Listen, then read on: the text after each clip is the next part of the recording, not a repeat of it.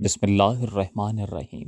تذکرہ مسجد زرار۔ نبی اکرم صلی اللہ علیہ وآلہ وسلم جب مکہ سے ہجرت کر کے مدینہ منورہ تشریف لائے تو یہاں پر مسجد قباء موجود تھی جو صحابہ کرام نے ہجرت سے پہلے تعمیر کی تھی۔ آپ صلی اللہ علیہ وآلہ وسلم نے مدینہ آمد کے بعد سب سے پہلا کام یہ کیا کہ مسجد نبوی کی تعمیر کے لیے جگہ حاصل کی اور پھر صحابہ کرام کے ساتھ مل کر اس کی تعمیر کا اہتمام فرمایا۔ یہ دونوں مساجد مدینہ کی ابتدائی مساجد میں سے ہیں۔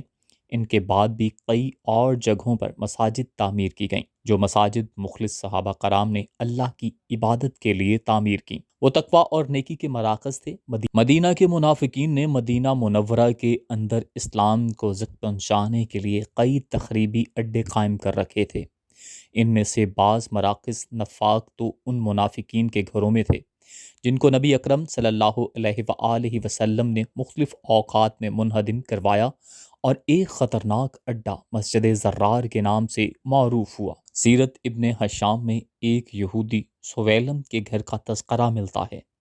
یہاں پر منافقین جمع ہوتے اور اسلام کے خلاف سازشوں کے تانے بانے بنتے۔ حضور صلی اللہ علیہ وآلہ وسلم کو اطلاع ملی کہ غزوہ تبوک سے لوگوں کو بددل کرنے کے لیے سویلم یہودی کے گھر منافقین نے ڈیرا جما رکھا ہے۔ اس یہودی کو مدینہ کے تینوں یہودی قبائل کی جلاوطنی اور قتل کے بعد اسلامی ریاست کی طرف سے امان دی گئی تھی۔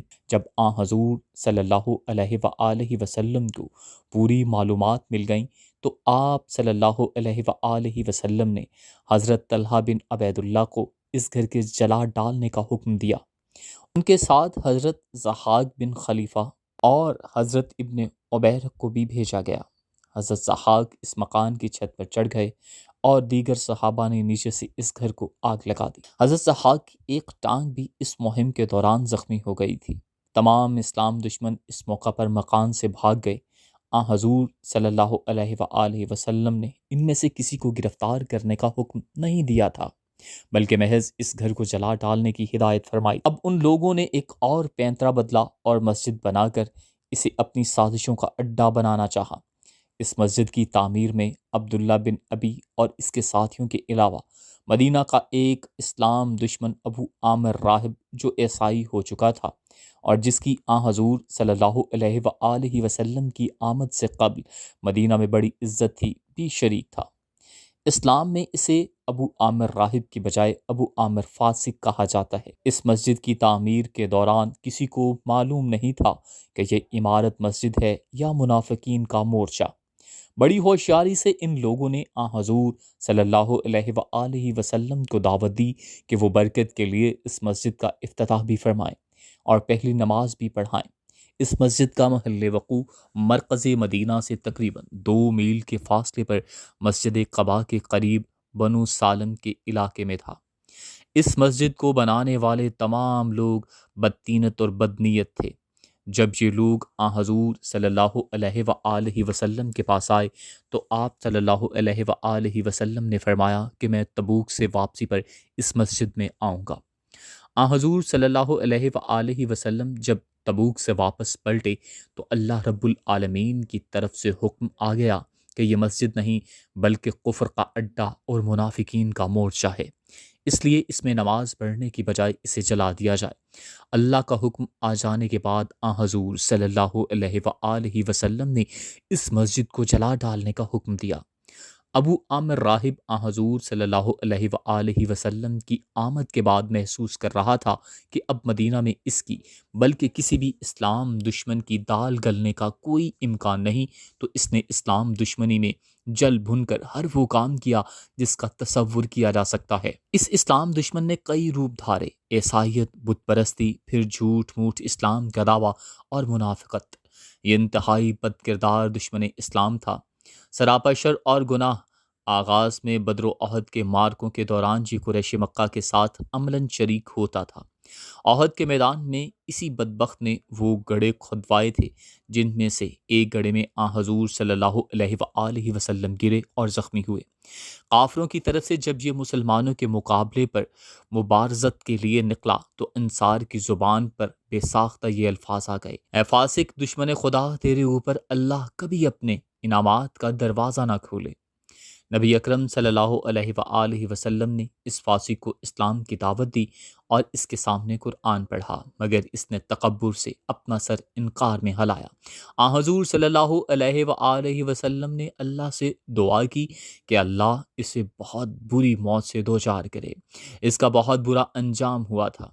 اس فاسق کی عبداللہ بن ابی کے ساتھ بھی ساز بات تھی۔ یہ مکے سے جا کر قریش کو بھی حضور صلی اللہ علیہ وآلہ وسلم اور مدینہ کی اسلامی ریاست کے خلاف اشتعال دلاتا رہتا تھا۔ ایک مرتبہ منافقین نے اس سے کہا کہ وہ مسجد قباء میں آئے اور اسلام میں داخل ہونے والے 9 مسلموں کو کسی نہ کسی طرح اسلام سے برگشتہ کر دے۔ یہ بڑا شاطر انسان تھا اور جانتا تھا کہ اخلاص کے ساتھ کلمہ پڑھ لینے والے لوگوں کو اس دین میں برگشتہ کرنا کسی کے بس میں نہیں۔ اس کا اپنا نوعمر بیٹا شہید غزوہ احد حضرت حنظلہ حضور صلی اللہ علیہ وآلہ وسلم کے سچے جانثاروں میں سے تھا۔ اس کے بعد اسی نے ان کو پٹی پڑھائی کہ تم اپنا اڈا تعمیر کرو، جسے مسجد کا نام دو، تو میں اس میں تمہارے ساتھ ہر طرح کا تعاون کروں گا۔ چنانچہ ان لوگوں نے اس مقصد کو پورا کرنے کے لیے ایک جگہ منتخب کی۔ جن دنوں نبی اکرم صلی اللہ علیہ وآلہ وسلم تبوک کے سفر پر تھے، انہی دنوں منافقین نے حضور صلی اللہ علیہ وآلہ وسلم کے پیچھے اس مسجد کی تعمیر کی، جسے بہت مضبوط بنیادوں اور دیواروں پر اٹھایا گیا تھا۔ ظاہری مضبوطی اور شان و شوکت کے باوجود عملاً یہ ایک نہایت بودی اور کھوکھلی عمارت تھی۔ جب حضور صلی اللہ علیہ وآلہ وسلم سے گزارش کی گئی کہ وہ اس مسجد میں تشریف لائیں، تو قریب تھا کہ آپ صلی اللہ علیہ وآلہ وسلم ان کی درخواست پر مسجد زرار میں تشریف لے جاتے کہ اسی دوران اللہ رب العالمین کی طرف سے قرآن مجید میں کفر کے اس اڈے کا بھانڈا پھوڑ دیا گیا۔ مسجد زرار کے متعلق اللہ نے سورہ توبہ آیت نمبر 108 میں ارشاد فرمایا، اے نبی، تم ہرگز اس عمارت میں کھڑے نہ ہونا جو مسجد اول روز سے تقوی پر قائم کی گئی تھی، وہی اس کے لیے زیادہ موزوں ہے کہ تم اس میں عبادت کے لیے کھڑے ہو۔ اس میں ایسے لوگ ہیں جو پاک رہنا پسند کرتے ہیں اور اللہ کو پاکیزگی اختیار کرنے والے ہی پسند ہیں۔ نبی اکرم صلی اللہ علیہ وآلہ وسلم نے ان آیات کے نزول کے بعد اپنے معتمد علیہ صحابہ حضرت عاصم بن عدی، حضرت مالک بن دخشم کو حکم دیا کہ ظالموں کے اس اڈے کو جا کر گرا دو، پھر اسے جلا دو۔ حضرت مالک کا تعلق بنو سالم سے تھا، انہی کے محلے میں یہ مسجد بنائی گئی تھی۔ انہوں نے حضرت عاصم سے کہا کہ آپ ذرا رکیں، میں اپنے گھر جا کر آگ کا انتظام کر کے آتا ہوں۔ حضرت مالک اپنے گھر گئے اور کھجور کی ایک خشک شاخ کو آگ لگا کر لے آئے۔ اس کے بعد دونوں صحابہ جلدی سے اس مورچے پر پہنچے۔ یہ مغرب اور عشاء کے درمیان کا وقت۔ منافقین نے مجمع بن جاریہ کو اپنا امام بنا رکھا تھا، جو ایک صالح نوجوان تھا۔ اسے منافقین کے خفیہ ارادوں کا علم نہیں تھا۔ دراصل اس کا باپ جاریہ بن عامر منافقین کے سرغنوں میں سے تھا۔ اسد غابہ کے مطابق یہ نوجوان بعد کے ادوار میں بہت اہم ذمہ داریاں نبھاتے رہے۔ خلافت فاروقی میں حضرت عمر نے بھی انہیں اپنی قوم کی امانت کی ذمہ داری سونپی تھی۔ جب دونوں صحابہ مسجد میں پہنچے تو منافقین کے ہاتھ پاؤں پھول گئے۔ وہ سب ان صحابہ کے ارادوں کو بھانپتے ہوئے بھاگ گئے۔ جبکہ حضرت مجمع کو حقیقت حال کا پتہ چلا تو حیرانی بھی ہوئی اور انہوں نے ان دونوں صحابہ کے ساتھ تعاون بھی کیا۔ منافقین میں سے ایک شخص زید بن جاریہ مسجد زرار کے اندر بیٹھا رہا۔